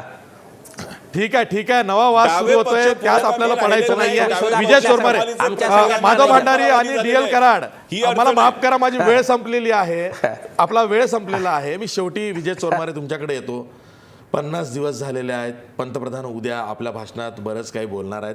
त्यातनं जसं माधव भंडारी म्हणाले की काही प्रश्नांची उत्तरं मिळतील आणि काही प्रश्न नव्यानं जन्म घेतील आणि जो विचारण्याचा अधिकार सर्वांना आहे, पत्रकारांनाही आहे. तुम्हाला आज काही प्रश्न पडतायत ज्याची उत्तरं पंतप्रधानांनी द्यावीत असं वाटतंय? खरं तर पंतप्रधानांना गेल्या 50 दिवसात अनेक प्रश्न विचारले, त्यांनी कुठल्याही प्रश्नाचं उत्तर दिलेलं नाही. संसदेला त्यांनी सामोरे गेलेले नाहीत, पत्रकारांच्या कुठल्या प्रश्नाचं उत्तर दिलेलं नाहीत. ते फक्त सभामधून भाषणं करतात, निवडणुकाच्या सभामधून भाषणं करतात. त्यांचा आत्ता उद्याचं भाषणसुद्धा या नोटाबंदीच्या निर्णयापेक्षा, आता ते सगळं म्हणतात की हे सगळा देश त्यांच्या बाजूने उभा आहे. हे कधी दिसलं मला माहीत नाही. म्हणजे सगळा देश कुठल्या पद्धतीनं उभा आहे, त्याचं देशाचं मूल्यमापन यांनी कसं केलं माहीत नाही. ते मूल्यमापन मला वाटतं आत्ता 5 राज्यांच्या निवडणुका होतील, त्या निवडणुकामध्ये देश कुठल्या बाजूने उभा आहे हे कळेल. जर त्यांच्या बाजूने उभा असेल तर तेही दिसेल, त्यातूनही प्रतिबिंब उठेल आणि त्या दृष्टीने त्यांची सगळी पावलं आहेत. आणि मगाशी भंडारे साहेब म्हणले त्यांना कुठलेही प्रश्न नको आहेत, त्यांना कुठल्याही प्रश्नाची उत्तरं द्यायला नाहीत, त्यांना एकतर्फी लोकांशी मन की बात करायची आहे आणि उद्याही तीच बात होणार आहे मला वाटतं. त्यामुळे आपण त्यानंतर उद्या काय बोलतील त्यानंतर पुढचे प्रश्न विचारूया. माधव भंडारी साहेब, माझी तुम्हाला विनंती आहे, उद्या जेव्हा पंतप्रधानांचं भाषण होईल तेव्हा तुम्ही पुन्हा चर्चेला आलं पाहिजे. आज तुम्हाला जाहीर निमंत्रण देतोय. नाही, आजचं निमंत्रण मी आज स्वीकारलेलंच होतं. उद्याचं निमंत्रण मी कदाचित दुसऱ्याही वाहिनीवर जाऊ शकेन. ठीक आहे, तुम्ही उत्तर द्यायचं टाळलेलं आहे आणि तुम्ही यायचंही टाळलेलं आहे असा त्याचा अर्थ होतोय. नाही, मी काहीच टाळलेलं नाही. मी वस्तुस्थिती सांगितली आणि मी दुसऱ्या वाहिनीवर जाऊ नये असं तर आपण म्हणू शकत नाही. बरं, ठीक आहे. पंतप्रधान काय बोलतायत याकडे सर्वांचं लक्ष लागलं आहे. भाजपकडनं प्रतिक्रिया जी यायची आहे ती माधव भंडारी देतील किंवा अन्य कोणी देईल, पण देशाला उद्या कळणार आहे की पंतप्रधानांच्या मनात काही असेल आणि त्यांना ते सांगायचं असेल तर ते त्यांना काय सांगायचं आहे. लोकांच्याही मनात प्रश्न आहेत, त्या प्रश्नांची उत्तरं आपल्या बोलण्यातून पंतप्रधान देतील का हेही लोक तपासून बघणार आहेत. जनता हुशार आहे, जनता पंतप्रधानांचं भाषण जज करणार आहे आणि पंतप्रधानसुद्धा तयारी करूनच भाषण करणार आहेत हेही सर्वांना माहिती आहे. त्यामुळे सर्वांचं लक्ष उद्याच्या पंतप्रधानांच्या भाषणाकडे लागलं आहे. आज आपण इथंच थांबूया, पण जाता जाता आपला प्रश्न बघा. नोटबंदीचं अपयश झाकण्यासाठी कॅशलेसचा बागुलबुवा उभा केला जातोय का? 85% लोक म्हणतायत होय, नोटबंदीचं अपयश झाकण्यासाठी भाजप सरकारकडून कॅशलेसचा बागुलबुवा उभा केला जातोय. आज आपण इथंच थांबूया. पहा फक्त महाराष्ट्र वन.